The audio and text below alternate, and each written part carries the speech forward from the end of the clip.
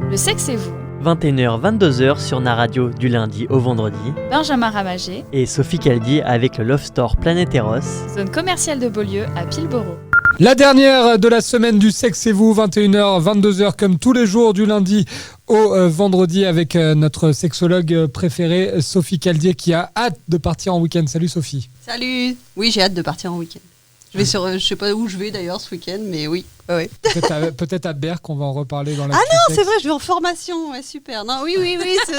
Je vais en formation, donc non, je n'ai pas hâte d'être en week-end. Enfin, si, après la formation est super intéressante, c'est malheureusement sur les abus sexuels, donc. Ah oui, je vais pas passer le week-end avec toi.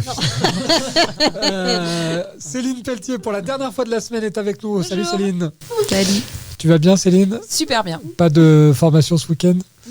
Non, Je suis avec mes bébés ce week-end. Ouais, tu profites de tes bébés et nous on va profiter de Sophie avec l'actu sexe. Tu aurais pu partir en week-end à Berck puisqu'il y a les foulées naturistes de Berck qui connaissent un emballement incroyable, Sophie. Berck, pour ceux qui ne le savent pas, c'est dans le Nord-Pas-de-Calais. Ça se passe fin septembre, donc vous pouvez encore y aller. Ils vont devoir limiter drastiquement le nombre de participants pour cette course à pied pour nudistes. 500 000 vues sur la page Facebook qui a annoncé l'événement, Sophie. La course sera limitée à 60 personnes.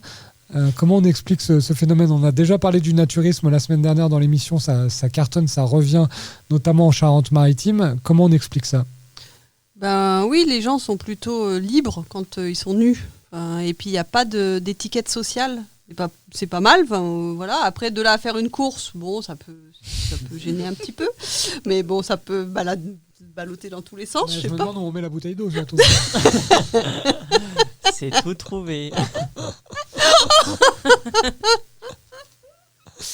Voilà, voilà. Voilà. L'effet inverse de Céline par rapport à toi, ça veut dire qu'il y a quand même beaucoup de gens qui, malheureusement pour toi, ça t'enlève des clients, mais qui sont à l'aise avec leur corps. Mais moi, ça me va bien. Si on est à l'aise avec leur corps, c'est très très bien.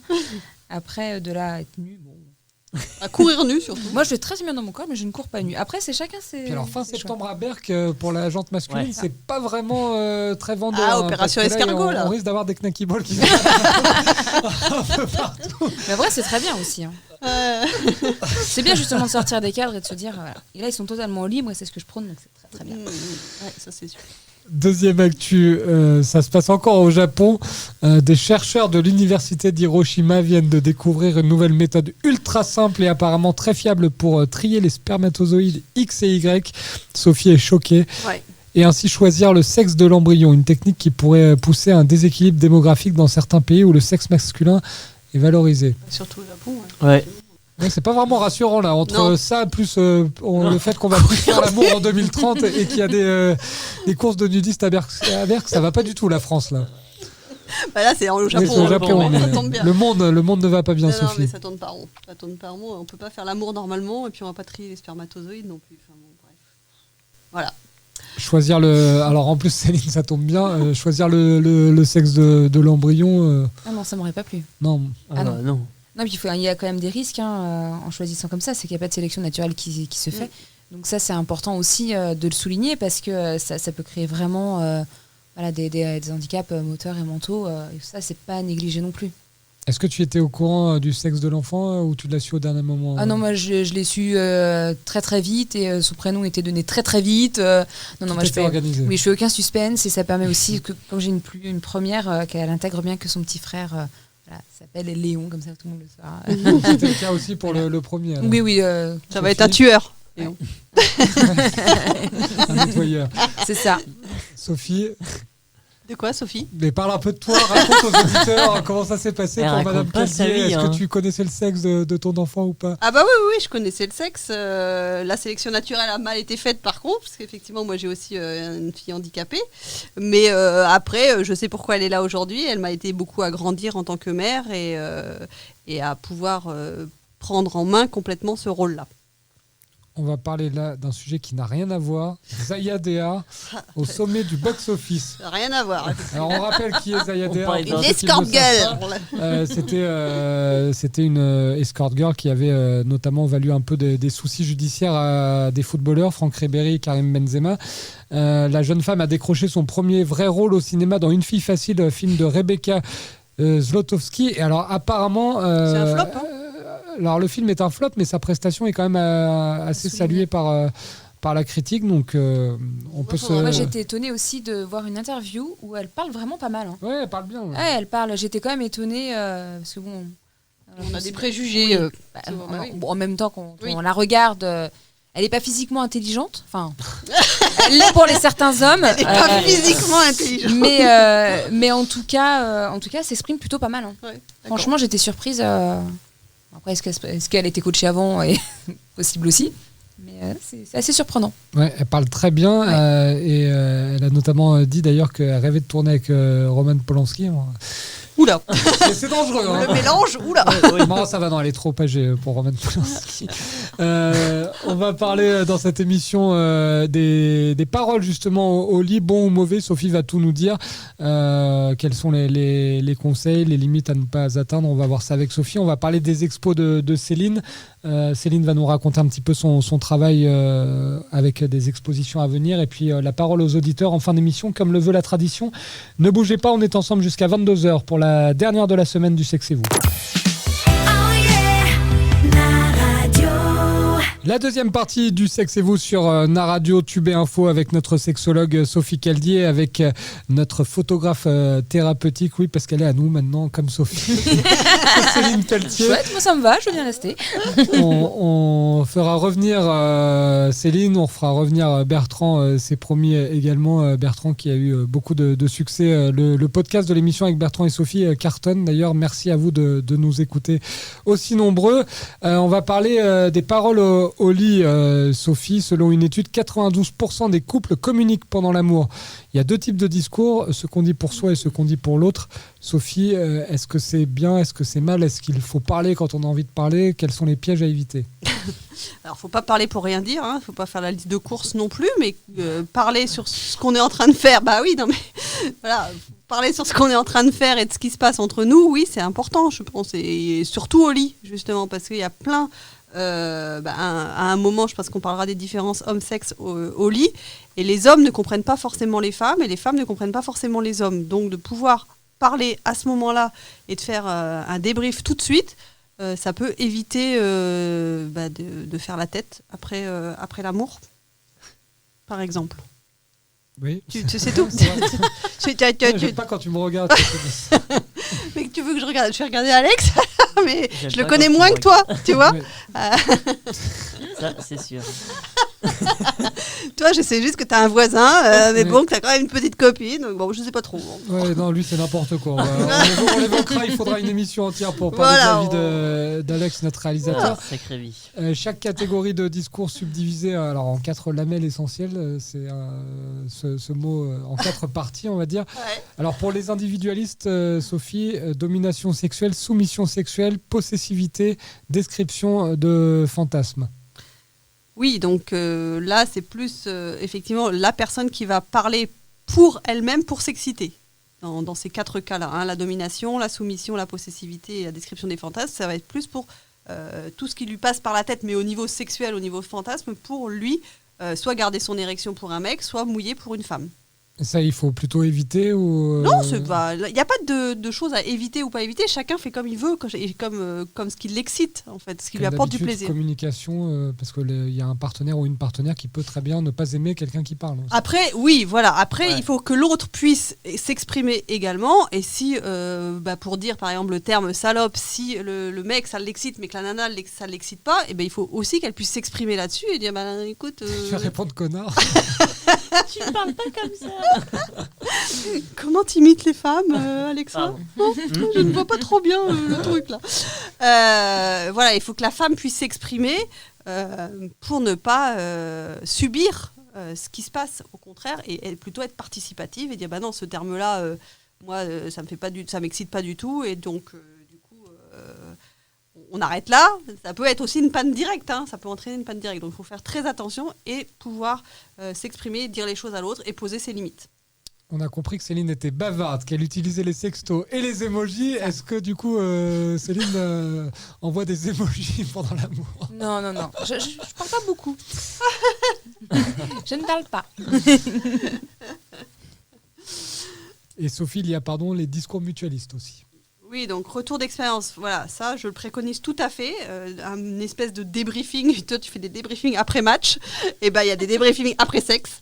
Les instructions, alors doucement pour les instructions, souvent pareil. L'illustration, j'ai dit plus à gauche. oui, c'est vrai que les exemples trouvés sont pas, je t'aime mon lardon, des trucs machin. Lardon, c'est pas bon, ça doit pas être bon. C'est pas vraiment une parole valorisante pour le non, coup, pas trop. Lardon, ça fait un peu gras. Donc pour les instructions, je dirais avec modération, parce que les hommes n'aiment pas forcément, ni les femmes d'ailleurs, aiment pas trop être dirigés. De façon autoritaire. Donc si c'est plus vite, moins vite, non là c'est pas bien, non ça casse tout le truc. Tournez à droite. Tourne à droite, effectivement. Retourne-moi, non. Voilà. Les instructions, faut y aller mollo, en tout cas, ou avec diplomatie. Renforcement, je vois pas bien. Renforcement musculaire. Je fais mes abdos pendant que je te fais l'amour. Non, le renforcement, je suppose que c'est des paroles positives pour le coup. Et pour l'intimité également, oui, bien sûr, là, c'est plutôt pas mal de pouvoir dire des mots doux, des paroles valorisantes pendant le sexe. Pas évident, hein, les instructions, parce que tu le disais, Sophie, on a tous été une fois coupés par une parole un peu autoritaire. Comment on fait comprendre du coup ce qu'on veut c'est compliqué parce qu'à ce moment-là, il y a frustration ou vexation et je sais pas ce que fait Alex, si c'est de donner une fessée à l'autre. Ouais, il donne des instructions, lui aussi. Il donne des instructions, je croyais qu'il fallait foutre une fessée à l'autre quand t'étais pas contente des instructions qu'il te donnait, pourquoi pas, mais... on comprend vite. Hein. Ouais. Mais en tout cas, les instructions, c'est un peu... Voilà, faut vraiment être très, très, très diplomate. Et là, je pense qu'il vaut mieux le faire après l'amour, même peut-être quand on sort du lit, peut-être plus à froid le lendemain, parce que sinon, ça peut être vexant. Et on parlait du poids des mots, du choc des photos. Le choc des photos, c'est dans un instant avec les expositions proposées par Céline. Elle va tout nous dire. Je vous rappelle que vous pouvez encore nous poser des questions pour cette fin de semaine avant de partir en week-end pour avoir une sexualité épanouie samedi et dimanche. Ça se passe via la page Facebook, message privé au public ou via l'adresse mail de la rédaction, rédaction@naradio.fr. Ne bougez pas, on se retrouve tout de suite dans Le Sexe et vous sur Naradio. Le Sexe et vous, 21h, 22h sur Naradio du lundi au vendredi. Benjamin Ramagé, Et Sophie Caldi avec le Love Store Planète Eros. zone commerciale de Beaulieu à Pilboro. La troisième partie du Sexe et vous, on va s'intéresser au travail de Céline Pelletier qui, je vous le rappelle, depuis lundi est notre invitée dans l'émission. Céline est photographe thérapeutique et Céline, de temps en temps, propose des expositions. En quoi ça consiste, Céline, quand on vient voir une expo de Céline Pelletier ? Alors c'est une expo qui est un petit peu... elle n'est pas faite comme n'importe quelle expo. C'est-à-dire que déjà, je ne mets pas sous cadre mes photos. Vous ne verrez jamais mes photos sous cadre parce que j'aime quand les personnes qui viennent à l'expo puissent toucher les photos. Moi, je travaille de l'humain et mettre de l'humain sous cadre me plaît pas forcément. Là, ça fait bondir. C'est rare parce que d'habitude, les photographes n'aiment pas qu'on touche leur photo. Exactement. Ça fait bondir plusieurs de mes collègues. Moi, je pars du principe que je photographie du vivant. Il faut que mes photos soient vivantes aussi et puissent être touchées, qu'on puisse toucher la matière, la regarder et la toucher.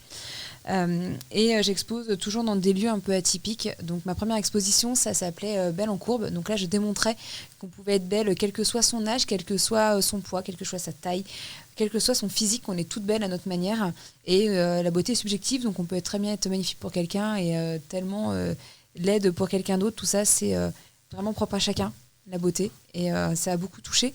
D'ailleurs, toutes mes expos sont systématiquement accompagnées de textes qui sortent de chacun de mes modèles. Donc, celle-ci était ma première expo, Belle en courbe, qui avait eu lieu chez Auguste, donc un bar qui est au Gabu. On était sur une expo brunch, puisque j'associe toujours quelque chose à ces expos-là. C'est pas juste une expo photo dans une galerie toute blanche, ça vous les verrez jamais. Chez moi, ça n'existe pas, encore une fois, parce qu'on est dans l'humain.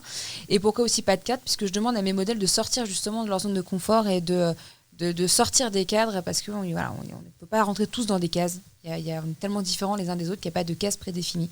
Il faut juste vivre pour ce qu'on est, ce qu'on aime. Et du coup, en mettant sous cadre, on recrée ce côté un petit peu enfermement. Donc ça me plaisait pas. Ma seconde expo, elle a eu lieu du coup au mois de juin, le 29 juin précisément de cette année. Et là, on était sur une thématique qui s'appelait Mère est toujours femme.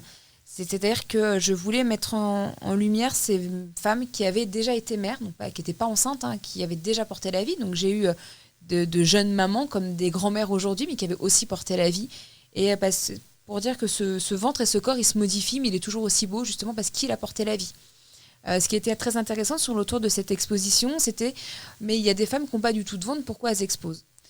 Tout simplement parce que leur corps a changé. Même si j'en avais qui effectivement avaient plus de ventre, des vergetures, etc., on voyait bien qu'il y avait eu cet état de grossesse. D'autres avaient le ventre tout plat, sans vergeture, mais qui quand même avaient un corps qui avait changé et qui n'était pas forcément bien dans leur peau non plus.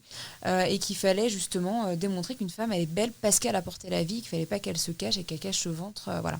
Moi, pour ma première grossesse, j'ai des vergetures sur le ventre, j'ai 12 tatouages, et c'est mon 13e plus beau tatouage que je peux avoir, parce que c'est ma fille qui me les a fait, ça c'est important. Et d'ailleurs, sur un des textes, j'ai une de mes modèles qui écrit aussi ça, donc je ne suis pas la seule à le penser, ça me fait bien plaisir. Et elle parle que son premier lui a dit que c'était un soleil qu'elle avait autour du ventre. Donc et lui, effectivement, tu as amené du soleil dans ma vie, et c'est ce fameux soleil. Donc ça, c'était ma deuxième expo.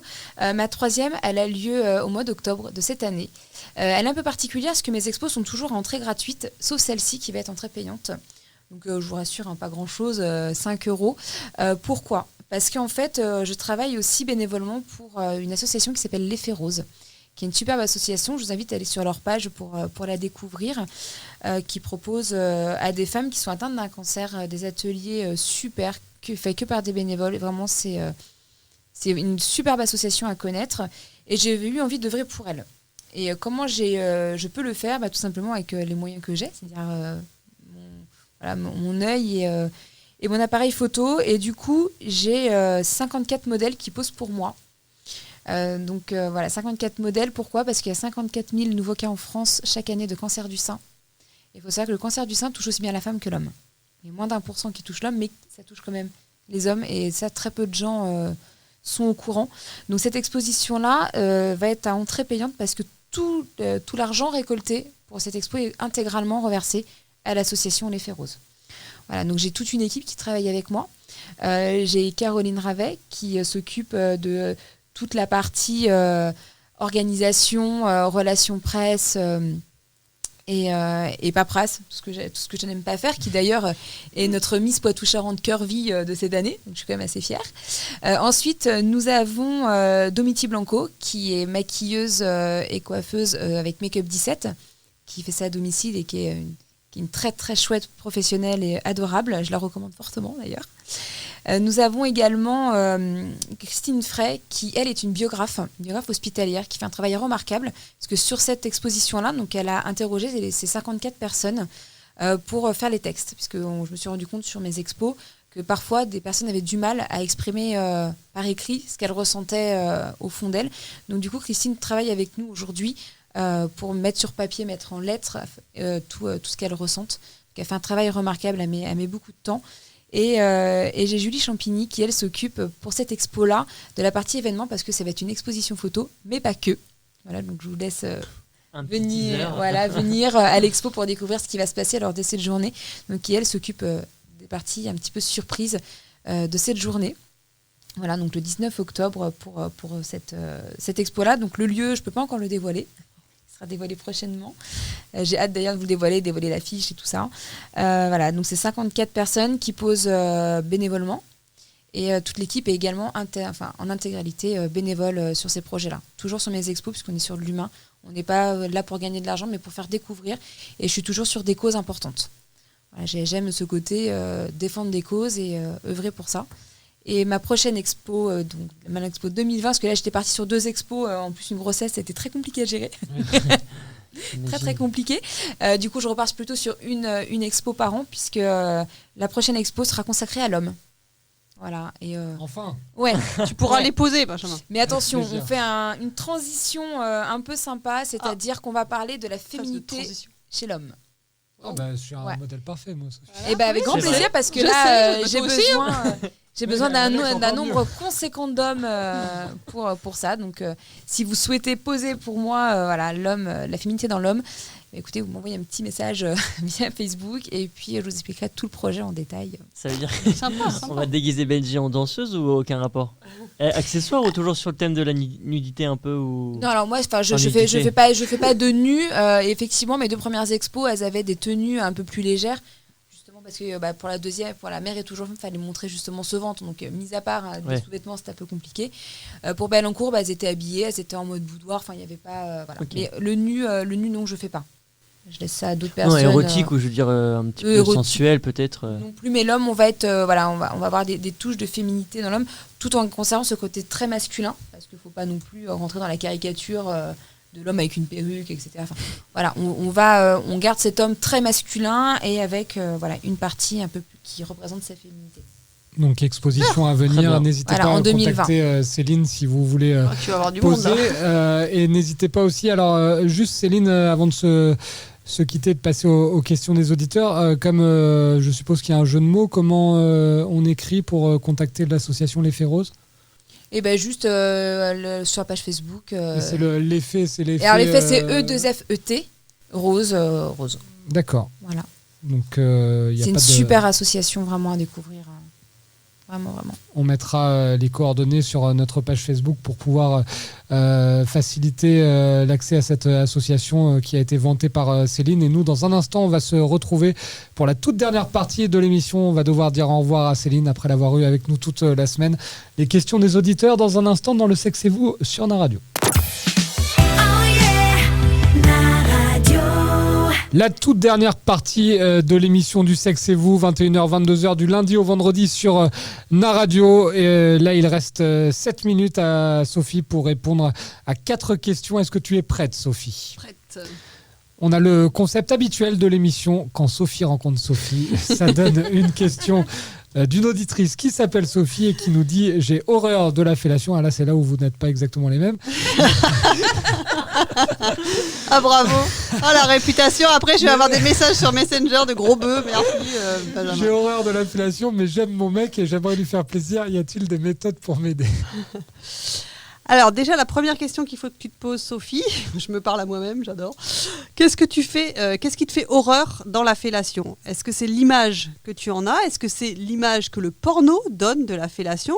On en a parlé la semaine dernière avec Bertrand, je crois que vous en avez discuté un petit peu à l'antenne sur la gorge profonde, les gorges profondes, là je sais pas quoi, Oui. là, que je connais pas ça par contre. Et voilà, est-ce que c'est cette image-là qui te fait horreur? Mais du coup, le porno n'est pas la réalité. Donc, les méthodes pour t'aider, c'est y aller à ton rythme, peut-être au départ jouer avec ton mec, comme tu dis, et te respecter, rester dans ce que t'aimes et ce que t'aimes pas, mais progressivement peut-être y aller, de voir un petit peu si lui il te fait des cunis, peut-être que toi aussi tu peux essayer de goûter à ça. Et quand je dis goûter, c'est de goûter et apprécier. Au début, on n'aime pas forcément tous les plats et on goûte. Ça, c'est vraiment une histoire de goût. Il y a les gels, Oui, en plus. il y a les fameux gels qu'on peut utiliser. Des parfums différents. Voilà. Encore un Cerise, détour. coca. Ouais, alors, Noix de coco. Vous pouvez aller chez nos amis de Morito, Planète Eros. on y va. Morito, ça doit être sympa. Moi, je les utilise pas ces gels, mais pourquoi pas après Je comprends mieux pourquoi tu vas souvent aux apéros connectés, Sophie. Pauline, alors là, aujourd'hui, je suis désolé, Sophie, on n'a aucune question de la jante masculine. Oh, c'est dommage.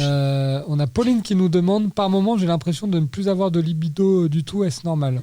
Alors oui, c'est normal parce que ça dépend des périodes de la vie. Comme on dit peut-être parfois après une grossesse, on a moins de libido, mais à d'autres moments de la vie. Et aussi nous, les femmes, on est très cycliques. Vous aurez remarqué, messieurs. À peine. À peine. Hein.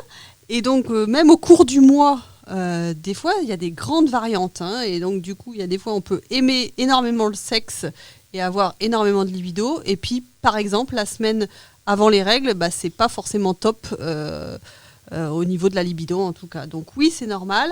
Après, maintenant, il faut voir si c'est une période de ta vie spécifique où tu as plus de libido. Il faut voir dans quel contexte tu es, peut-être ton âge, les préoccupations.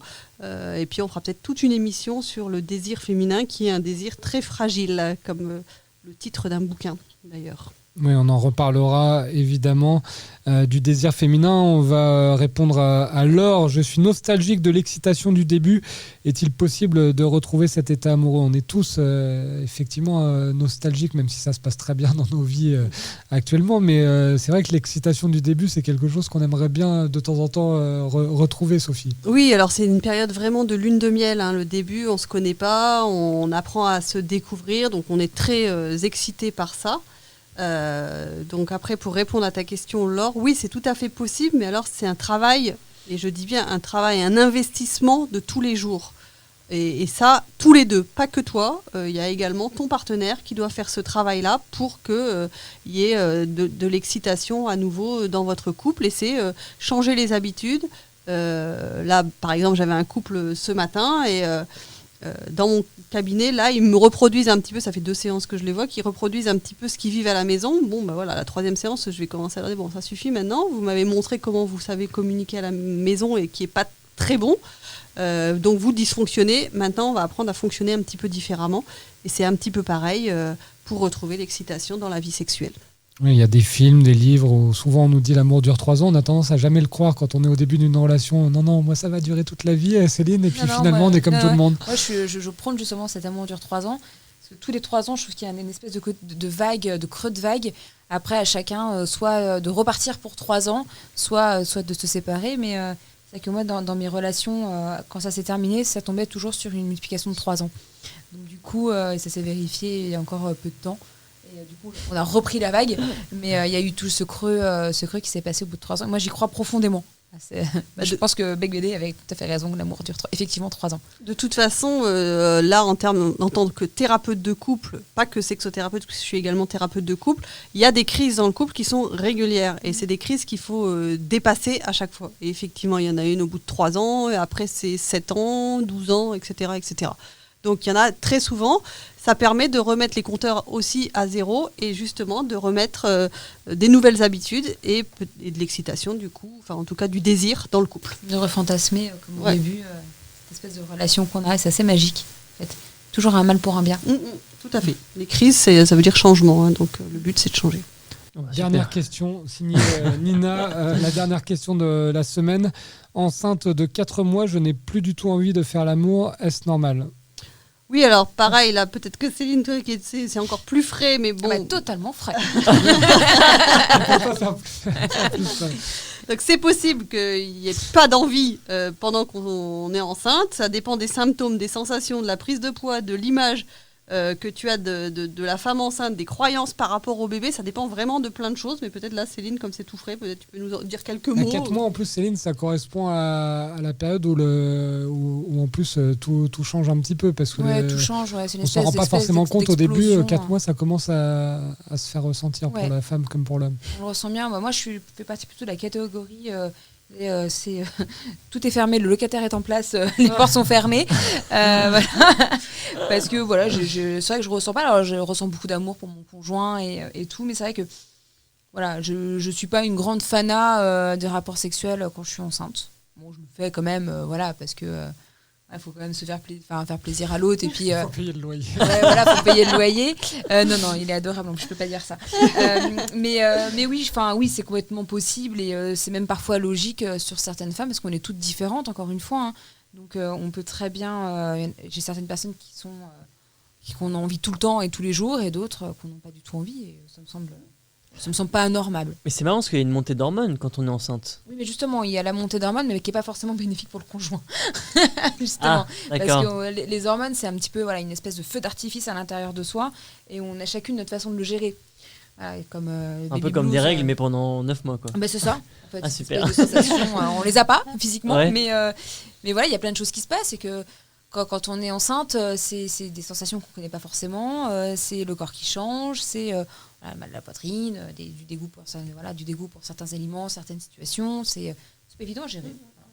Les hormones sont chiantes de toute façon. Oui, c'est incontrôlable, ouais. C'est clair. Très bonne réponse de Céline qui pourra revenir dans une prochaine émission. Sophie, Parfaitement. je valide totalement ton choix Merci, d'invité. Autant merci. Bertrand, bon, J'ai bien bossé, c'est bon. en tout cas, merci beaucoup à Céline d'avoir Merci à passé vous la tous. semaine avec nous. On rappelle bientôt une exposition pour Céline et on rappelle également que vous pouvez aller visiter les réseaux sociaux de l'Effet Rose, association défendue par Céline dans cette émission. Merci Céline. Avec grand Bon plaisir. week-end. Merci Bon à week-end vous. à Bon Sophie. week-end. Sophie, on te Bonne retrouve formation. lundi. Je sens que tu vas être énervé lundi après cette formation. Tu m'étonnes. Bon courage. Merci. Ciao tout le monde et encore merci de nous écouter aussi nombreux.